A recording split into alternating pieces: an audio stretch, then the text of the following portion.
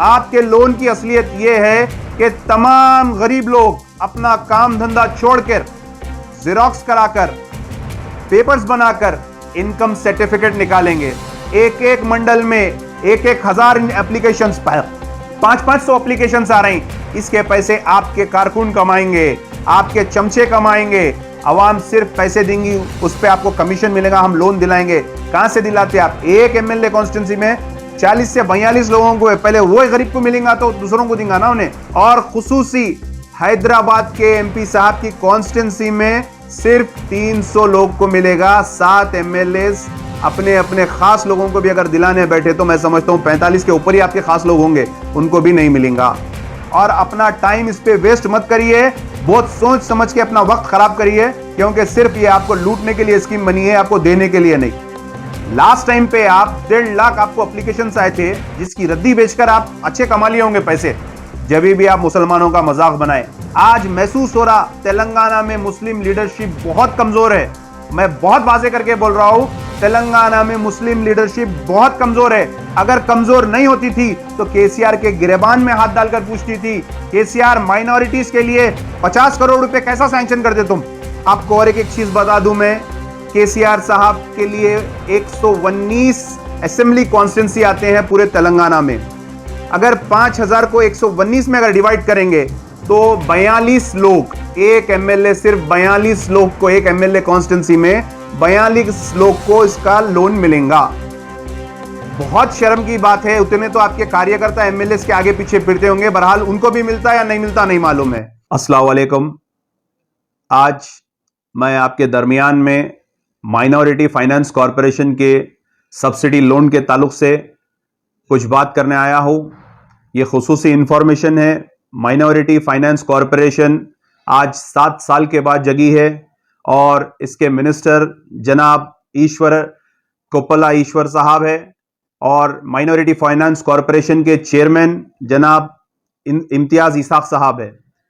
ये दोनों ने 19 तारीख के दिन एक बैंक सब्सिडी लोन जो अपलिफ्टमेंट ऑफ माइनॉरिटीज के लिए किया है। ये ऑनलाइन से स्कीम स्टार्ट हुई। ये स्कीम में ना सिर्फ मुसलमान बल्कि सिख भाई आते हैं, बुद्धिस्ट भाई आते हैं, पारसी भाई आते हैं, जैन भाई आते हैं, दीगर लोग आते हैं। जो तेलंगाना में जिनकी आबादी 2011 के रिकॉर्ड के हिसाब से माइनॉरिटीज की आबादी 45,50,000 के करीब थी, आज 2022 है। मैं समझता हूं ये 50 लाख के ऊपर है। इसको मद्देनजर रखते हुए के चंद्रशेखर राव जो वादों करने में मशहूर है, उन्होंने 50 करोड़ का सब्सिडी लोन तय किया है माइनॉरिटीज के लिए। यह माइनॉरिटीज के लिए बहुत शर्म की बात है, क्योंकि अगर यह डिवाइड हुआ तो सबको 100-100 रुपए आएंगे आज के हिसाब से। तो पहली चीज मैं आपको बता दूं, यह माइनॉरिटी लोन जो केसीआर साहब ने 50 करोड़ रुपए सैंक्शन किया है, यह सिर्फ और सिर्फ माइनॉरिटीज की इंसल्ट है। अब मैं आपको बताऊंगा ये लोन कितनों में बटेगा। 5000 लोग में ये माइनॉरिटी लोन बटेगा, जिसमें 2 कैटेगरीज रहेंगे। पहली कैटेगरी जो है वो 1 लाख रुपए की कैटेगरी है, जिसमें 80% सब्सिडी मिलेगी, यानी के उसको 20,000 रुपए पे करना रहेगा। फिर दूसरे में 2 लाख की कैटेगरी है, जिसमें 60,000 रुपए उसको पे करना पड़ेगा, 70% सब्सिडी है। इसका मतलब 15 करोड़ रुपए वापस केसीआर हुकूमत को जाएंगे। 35 करोड़ रुपए का यह लोन है जो तमाम तेलंगाना के मुसलमान, सिख, बुद्धिस्ट, जैन और पारसियों के लिए केसीआर साहब ने निकाला। अब इसके लिए आपको और एक चीज बता दूं मैं, केसीआर साहब के लिए 119 असेंबली कॉन्स्टिट्यूंसी आते हैं पूरे तेलंगाना में। अगर 5000 को 119 में अगर डिवाइड करेंगे तो 42 लोग, एक एमएलए, सिर्फ 42 लोग को एक एमएलए कॉन्स्टिट्यूंसी में 42 लोग को इसका लोन मिलेगा। बहुत शर्म की बात है। उतने तो आपके कार्यकर्ता एमएलए के आगे पीछे फिरते होंगे, बहरहाल उनको भी मिलता है या नहीं मिलता नहीं मालूम है। उसके बाद 33 डिस्ट्रिक्ट्स है। 33 डिस्ट्रिक्ट्स में केसीआर साहब हद ये कर दिए कि डिस्ट्रिक्ट वाइज खम्मम में 101 लोगों को मिलेगा, कामारेड्डी में 109 लोगों को मिलेगा, हैदराबाद में तकरीबन 300 लोग को मिलेगा, और महबूब नगर में 221 लोग को मिलेगा, आदिलाबाद में 111 लोग को मिलेगा, संगारेड्डी में 227 लोग को मिलेगा। ऐसे ही दीगर और कई डिस्ट्रिक्ट है जहां पे ये 3 डिजिट से आगे नहीं बढ़ेंगे, और कई डिस्ट्रिक्ट ऐसे जहां पे 10 लोगों को मिलेगा, किसी को 40 लोगों को मिलेगा। बहरहाल अकलियतों का मजाक केसीआर साहब शुरू से बनाते हुए आए हैं, और खुसूसी हैदराबाद के एमपी साहब की कॉन्स्टिट्यूंसी में सिर्फ 300 लोग को मिलेगा। 7 एमएलए अपने अपने खास लोगों को भी अगर दिलाने बैठे तो मैं समझता हूं 45 के ऊपर ही आपके खास लोग होंगे, उनको भी नहीं मिलेगा। तो ये बिल्कुल अकलियतों के साथ नाइंसाफी है। 15 लाख के अबव नौजवान बेरोजगार है, और आप ये लोन कैटेगरी आप पूरी देख लिए, उन किस किस कैटेगरी में लोन दे रही, कोई बड़ी हमको कैटेगरी में लोन नहीं मिल रहा है। और ये लोन दलित बंधु स्कीम हमारे दलित भाइयों को आप दे रही, बेशक दियो और दो।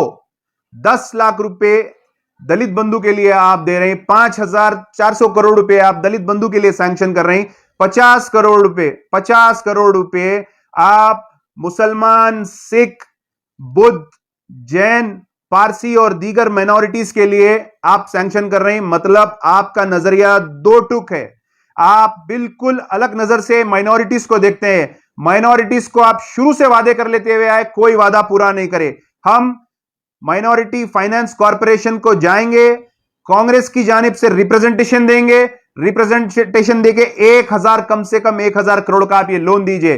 अब आपके लोन की असलियत मैं बताऊंगा। आपके लोन की असलियत यह है कि तमाम गरीब लोग अपना काम धंधा छोड़कर, जेरोक्स कराकर, पेपर्स बनाकर इनकम सर्टिफिकेट निकालेंगे। एक एक मंडल में 1,000 एप्लीकेशंस, 500 एप्लीकेशंस आ रही।